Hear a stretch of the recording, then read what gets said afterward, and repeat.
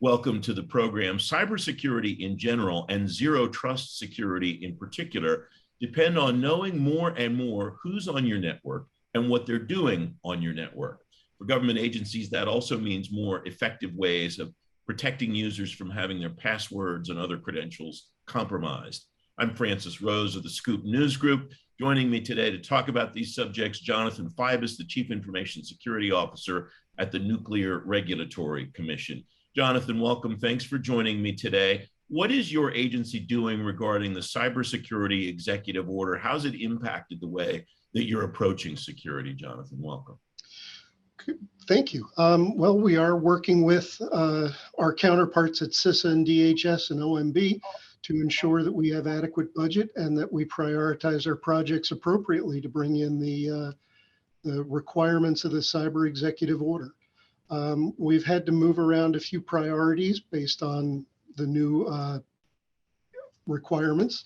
And other than that, these are things that we've been working on for years. Learning the lessons uncovered by the Continuous Diagnostics and Mitigation Program, CDM, looking at the tools, figuring out who is on our network, what software they're using, and what they should be doing on our network. So mostly business as usual, just a few slight changes in scheduling. What's the remote work environment look like for you, and how has that impacted the way that you're considering security, not just now, but for what security might look like depending how the remote work environment shifts, doesn't shift, continues, doesn't continue in the future? So mobility has been a hallmark of the NRC's information technology program for years. We've got users working from various mobile devices, tablets, phones, laptops, from various places across the country and internationally.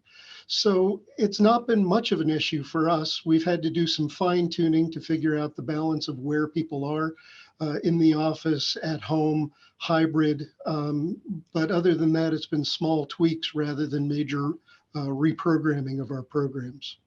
Has it changed anything in particular about identity management or multi-factor authentication, the way that you authenticate a user getting onto the system? Not really. We've been working with multi-factor authentication for a long time. The Homeland Security Presidential Directive 12 had us working with the PIV cards for years, and we've just strengthened up where we've needed to and done fixes where we have challenges with users forgetting a card and needing a temporary credential. Discussion around malware has gotten bigger and bigger all across government. Usually the way that finds its way onto systems is through phishing expeditions.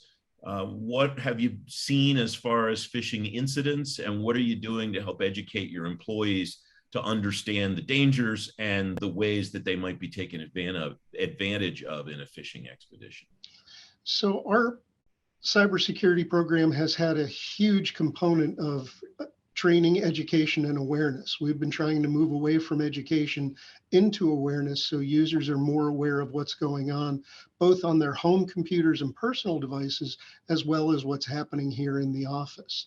Having a user who is more skeptical of potential phishing, deals that are too good to be true, websites that promise miracles is a benefit both to our users at home, to their families, and to our work environment.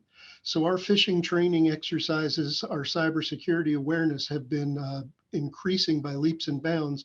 And we find that our users are much more comfortable coming to us, talking about things that they've seen, which helps us remodel our educational activities for the future.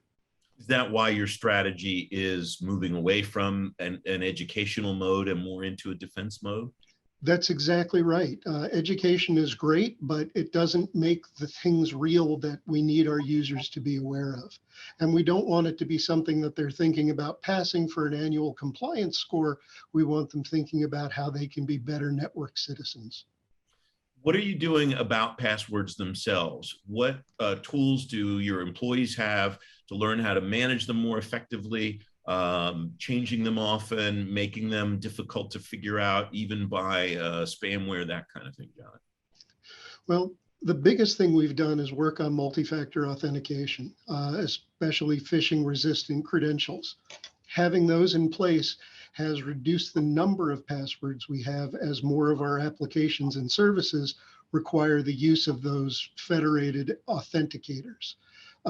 Just having fewer passwords makes it easier for users to remember things, focusing on changing as needed as opposed to trying to come up with a compliance schedule that's every 60 to 90 days, which makes things more difficult to remember.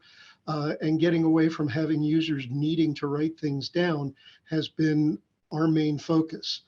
So the more applications, the more services we can get into that multi-factor authenticator, the better off all of our users are and the more prepared we are for zero trust.